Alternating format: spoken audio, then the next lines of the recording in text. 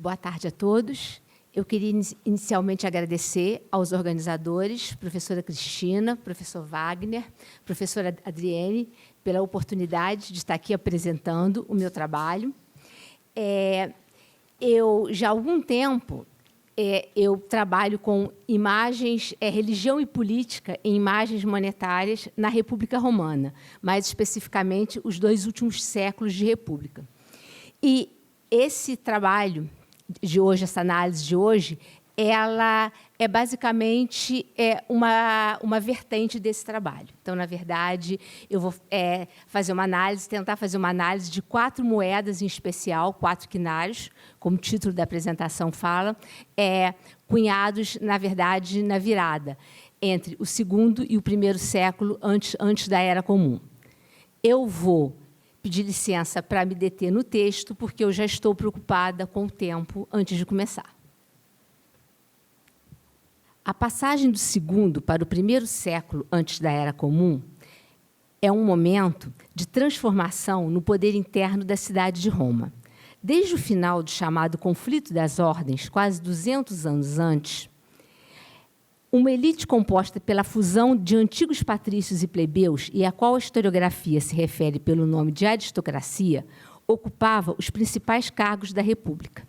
Além de possuírem riqueza e posições de destaque, os aristocratas se colocavam como aqueles mais próximos dos valores cultivados pelos antepassados, tendo na tradição uma importante base para a sustentação de seu poder. Agora, esse grupo se via abalado pela chegada ao consulado, que era a mais alta magistratura romana, de um aristocrata, um homem novo, em termos romanos, que era Mário, Caio Mário. Mário foi eleito para o consulado 6 vezes, entre o ano de 107 e 100. Todas as datas que eu vou falar daqui por diante são antes da Era Comum, porque a gente está falando em República Romana, tá? E seu grande prestígio era decorrente principalmente de suas façanhas militares.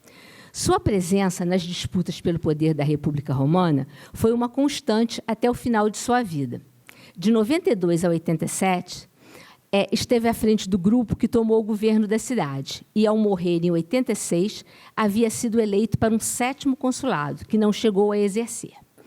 Uma análise mais extensa da importância política de sua obra foge aos objetivos desse trabalho, mas um aspecto ligado à sua trajetória interessa particularmente a análise que pretendo apresentar nesta tarde. A partir de 101, pelo menos, que a gente tem notícia, Mário e seus seguidores promoveram uma emissão excepcional de moedas, com vistas, possivelmente, a viabilizar o assentamento dos veteranos do exército marianista nas terras recém-conquistadas ao norte do Rio Pó, na região das Galhas. Excepcional, digo eu, não só porque fugia à cunhagem regular da República Romana, que normalmente ficava a cargo de 3 magistrados escolhidos anualmente, mas também pela sua iconografia pouco usual, que são essas 4 moedas aqui, que ficaram um pouco desformatadas, eu acho. Elas estão um pouquinho tortas, mas, enfim. As imagens monetárias fazem alusão às recentes vitórias militares de Mário e utilizam a presença de divindades e símbolos que definiríamos como religiosos para dar forma e organizar o discurso numismático. Cabe sempre lembrar, contudo, que, ao afirmar que, abre aspas, os romanos utilizam elementos religiosos para dar forma ao seu discurso numismático, estamos utilizando um conceito moderno para tratar de um passado remoto. Conforme lembra Jörg Hupke, religião é um termo moderno, é um moderno termo guarda-chuva para o qual não há equivalente antigo. Aquilo a que chamamos religião romana constituía-se principalmente de um conjunto de práticas desenvolvidas durante a República Média e Tardia, que tinham lugar no espaço público da cidade, envolviam relações de poder e eram inseparáveis daquilo a que chamaríamos política. A utilização do divino em imagens monetárias para registrar e celebrar as ações humanas não era uma inovação. A aristocracia romana, que, em geral, era quem monopolizava a a emissão de moedas, fazia uso extenso desse expediente, desde meados do II século. Ao fazê-lo, os aristocratas enalteciam principalmente os grandes feitos passados de sua gens, de sua família e de sua gens. Era uma forma de autopromoção, mas também de reafirmação dos valores tradicionais do grupo. A referência a uma divindade da qual a gens supostamente descendia, ou que era cultuada no local de origem dos antepassados, também eram referências possíveis. Nas moedas de Mário e seu grupo, as divindades presentes eram deuses que não tinham ligação declarada com as famílias importantes de Roma. Mais que uma casualidade, entendo esse aspecto como uma escolha dotada de significado dentro das disputas pelo poder no espaço público da República. De origem não necessariamente romana e com aspecto de culto mais amplo, os deuses das cunhagens marianistas atendiam a uma alternativa de poder que se opunha ao da aristocracia dominante. A análise que pretendo mostrar nessa tarde foi elaborada a partir da observação, em especial, das imagens monetárias desses 4 quinários, que estão aí sendo projetados, cujos exemplares chegaram até nós. Um quinário equivalia a metade de um denário, que era a principal moeda romana da época.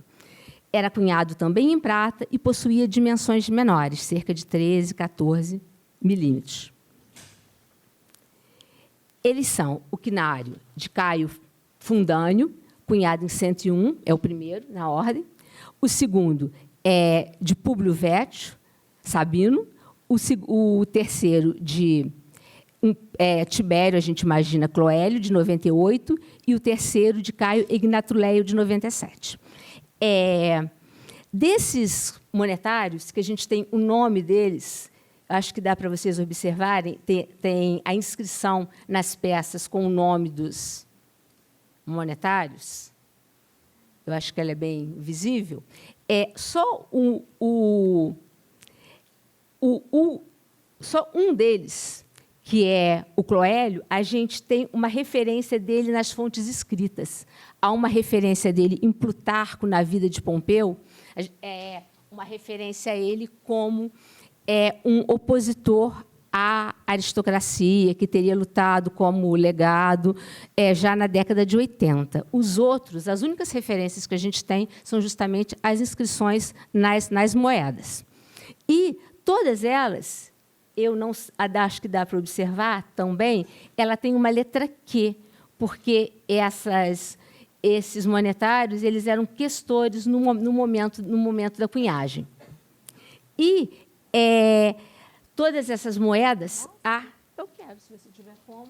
Daqui eu não estou conseguindo. Aqui as legendas, né? Tem as legendas com os nomes e a letra Q, indicando que eles eram questores.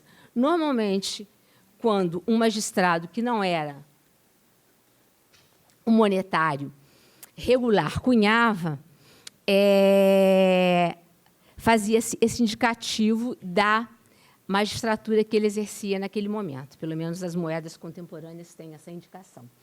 E no Museu Histórico Nacional, no Rio de Janeiro, existem exemplares dessas 4 peças, desses 4 quinários.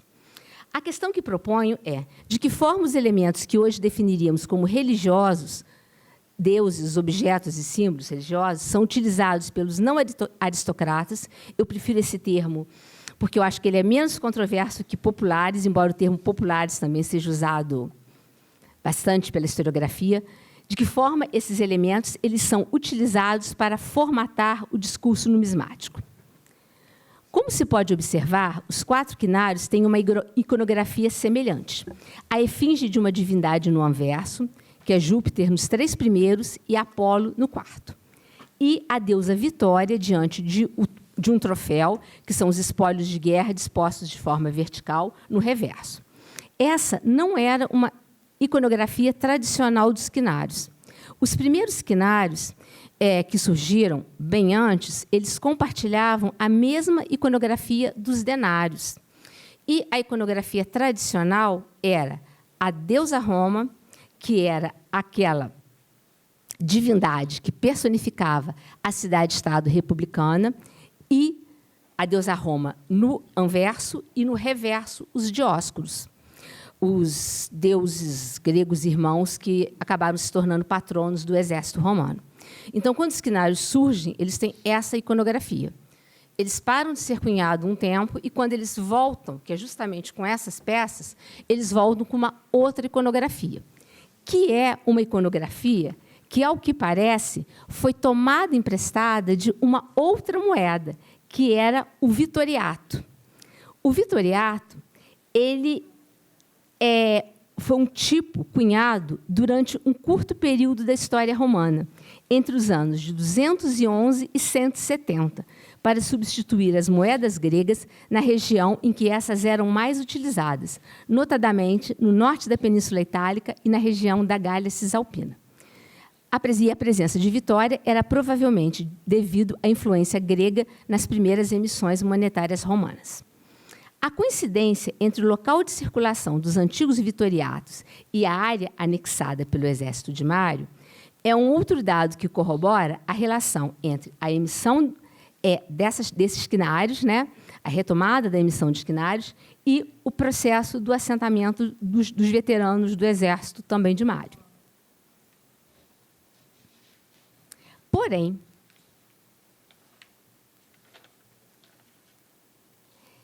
então, embora essa identificação entre o local de circulação das duas moedas não deva ser menosprezada, ainda que ela não existisse, adotar a iconografia do denário, então em circulação, provavelmente não teria sido uma alternativa para os partidários de Mário. Nessa ocasião, os denários emitidos regularmente pela República Romana já haviam abandonado a iconografia padrão inicial e, cada vez mais, as imagens monetárias faziam referência aos antepassados dos monetários, encarregados das cunhagens, em geral aristocratas em início de carreira. Era justamente esse tipo de capital político que Mário e seus seguidores não detinham. Lembrando que o Mário era um homem novo que não provinha da aristocracia.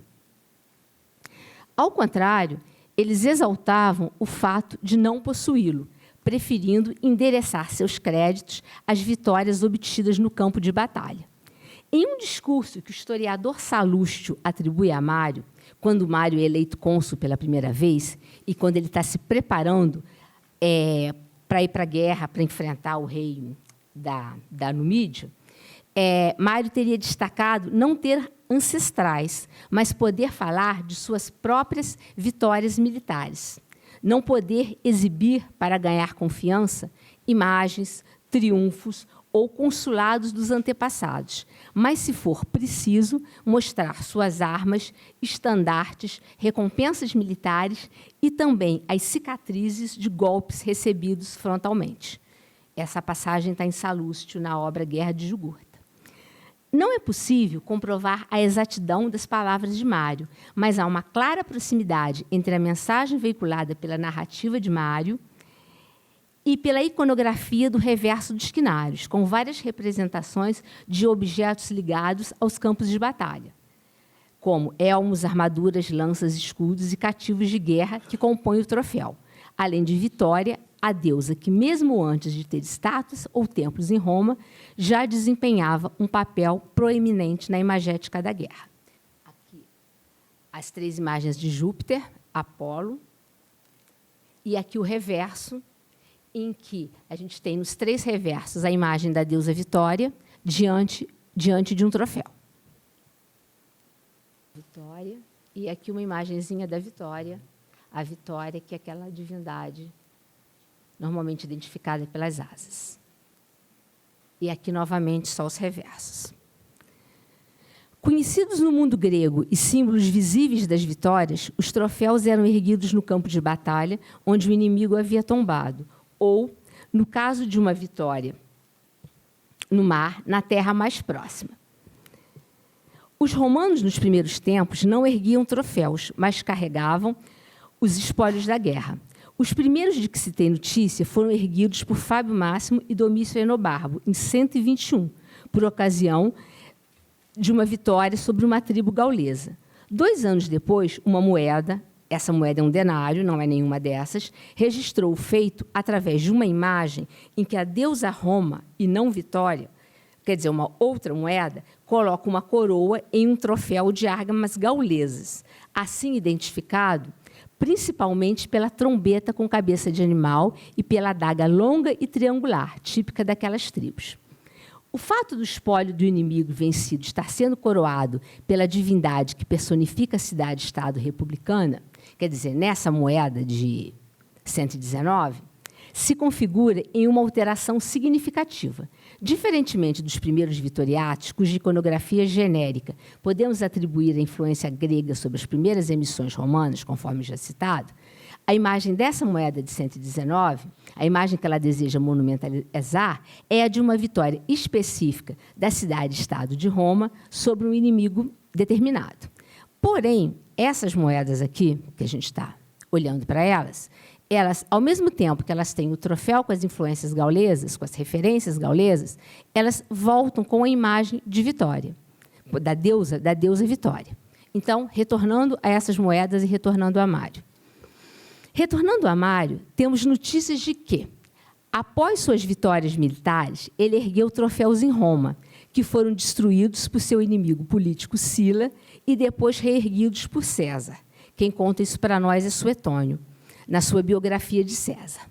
As moedas que atribuímos a seus partidários, que são essas aqui, trazem representações reiteradas de troféus.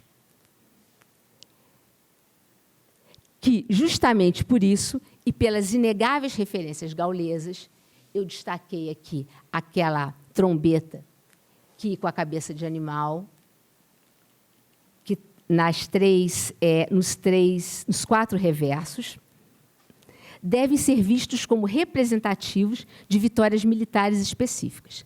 A mais inequívoca dessas representações, conforme eu acabei de falar, é a trombeta com a cabeça de animal na ponta, geralmente utilizada para incentivar as tropas, e talvez a adaga longa nas moedas 3 e 4. Em seu catálogo de moedas de prata romana, David Sear acredita que o cativo aos pés do troféu, na moeda número 1, seja a representação de Teutobodos, o rei dos teutões, a cuja captura Plutarco também faz referência. Os elmos guardam semelhança com os elmos gauleses. Aqui. Já os escudos são mais difíceis de serem utilizados como parâmetro, pois os escudos gauleses variaram de formato ao longo do tempo. Mas, no geral, é possível afirmar que, dentro do movimento que, desde meados do século II, relacionava a iconografia numismática ao cotidiano dos romanos, os troféus representados nos quinários cunhados entre 101 e 97 monumentalizam os recentes triunfos dos romanos contra os gauleses. São símbolos militares, mas, sobretudo, religiosos, uma demonstração de que os deuses também poderiam ser favoráveis aos não-aristocratas que, eventualmente, ocupassem posição de líderes do povo romano. Diante desses troféus, a deusa Vitória retoma o seu lugar. Não interpreto essa presença apenas como uma influência de um momento anterior das cunhagens romanas. Representar os feitos como uma vitória da cidade republicana, da qual Dea Roma era a representação divina mais acabada, não atendia às necessidades do grupo a qual pertenciam os monetários, pois a forma como Roma se organizava política e socialmente não tinha o aval dos emissores das moedas. Logo, a deusa Vitória, ao personificar valores mais abrangentes de coragem e triunfo, e pela sua trajetória mais ampla, é a escolha mais adequada. As ações que ela executa também não são desprovidas de sentido. A coroa, que com a mão direita deposita sobre o troféu, assinala o caráter de uma realização bem-sucedida. Sua forma regular indica a perfeição e a participação da natureza superior e transcendente, da qual o círculo é o símbolo. O ato de coroar, isso é, de colocar a coroa acima de alguém ou de alguma coisa, une o coroado com o que está acima desse, pertencendo ao divino. Recompensa de uma prova, a coroa é a promessa da vida imortal. a exemplo da vida dos deuses. O escudo é uma arma defensiva e protetora, embora às vezes também possa ser mortal. A sua própria força, como objeto de metal ou de couro, ele associa magicamente forças figuradas. Em muitos casos, ele é uma representação do universo, como se o guerreiro, ao usá-lo, opusesse o cosmo ao seu adversário. Ao abaixar o escudo e depositá-lo sobre o troféu, aí na quarta moeda já, Vitória abre mão dessa proteção, não mais necessária, pois a batalha está encerrada e a vitória romana consolidada. O exército que Mário organizou ao longo de sua vida militar reuniu homens de origens variadas, inclusive os chamados proletários, aqueles que, de tão precária situação financeira, nada tinham a oferecer à cidade além de sua prole. Esses indivíduos lutavam também pelos benefícios que poderiam advir das conquistas. A ideia de que um exército com essas características também podia contar com a boa vontade dos deuses é um viés inédito dentro da propaganda através de imagens monetárias na República Romana, que, por outro lado, estava habituada a apelar para os grandes feitos militares. Em Roma, a aristocracia, que monopolizava os principais cargos públicos, monopolizava a comunicação com o divino, através da ocupação das principais funções nos colégios sacerdotais. Nessas peças, esse estado de coisas está parcialmente desconstruído, na medida em que deuses e símbolos religiosos se propõem a conectar ações provenientes de um grupo alternativo, de conectar essas ações com o divino. Para tal, os signos religiosos são mais abrangentes que aqueles tradicionalmente utilizados pela aristocracia em suas representações iconográficas e que tinham uma relação estreita com os rituais romanos, tais como as vestimentas ou os instrumentos que caracterizavam os sacerdotes romanos, ou objetos que eram usados nos sacrifícios públicos da cidade. Um bom exemplo disso, a gente encontra muito na iconografia, é, por exemplo, o gorro dos sacerdotes romanos, o bastão dos sacerdotes romanos, que eram coisas assim, bem específicas que tinham a ver com os cultos públicos da cidade. Não é o caso aqui. Oriundos de outras regiões do mundo mediterrâneo, esses símbolos religiosos atendem a uma reivindicação popular de uma cidade mais aberta a populações de origem e posições diversas. Na cidade de Roma, famílias que conseguiam traçar sua origem a partir de determinados grupos que tinham feito parte da formação do povo romano tinham, nessa antiguidade, um diferencial positivo àquelas que foram integradas posteriormente. E esse diferencial fazia parte do seu capital político. Em contrapartida, a oposição utilizava justamente a ausência dessa identidade e a possibilidade de abertura às influências e às populações de origem mediterrânea, que agora também passavam a fazer parte do mundo romano como seus diferenciais políticos. A ideia de um contraponto à cidade de Roma, personificado por Dea Roma, pela deusa Roma, talvez também possa ser útil para se pensar a presença de Júpiter nos anversos, em substituição àquela deusa, a deusa Roma. O Júpiter, que está aqui no anverso dos 3 primeiros quinários. Júpiter. Afirmar que nenhuma das famílias aristocráticas de Roma se identificava com o deus não é uma unanimidade. Com base nas cunhagens da gens Cornélia, por exemplo, Crawford sugere que a família Cornélia cultuava Júpiter, que a família Cornélia como um todo cultuava Júpiter. O deus, porém, é o reflexo não somente da República Romana, mas do homem romano, pois é ele que tem a autoridade sobre todos os outros deuses e todos os homens. Os magistrados, antes de entrarem em serviço, recebiam a potestas, o poder civil, e o império, o comando militar, pela vontade de Júpiter, através da tomada dos auspícios. A real e genuína fonte do império não era o povo, o qual também não dispunha dele, mas sim o próprio Deus. Pode-se imaginar daí a importância da utilização da imagem desse Deus no discurso político. Enquanto Dea Roma está associada à cidade republicana, o poder de Júpiter é de natureza mais ampla. Já Apolo, que está no 4º e último quinário, o Apolo aqui, A escolha de Apolo, cuja efígie ocupa o anverso do quinário número 4, possui referências mais consistentes. Já na metade do século passado, Jean Gaget acreditava na existência de um movimento apolíneo em Roma, por ocasião da Guerra Social. Fundamentado principalmente, a Guerra Social 91-88, fundamentado principalmente no caráter mais abrangente desse deus, de Apolo, considerado capaz de conciliar os lados em disputa.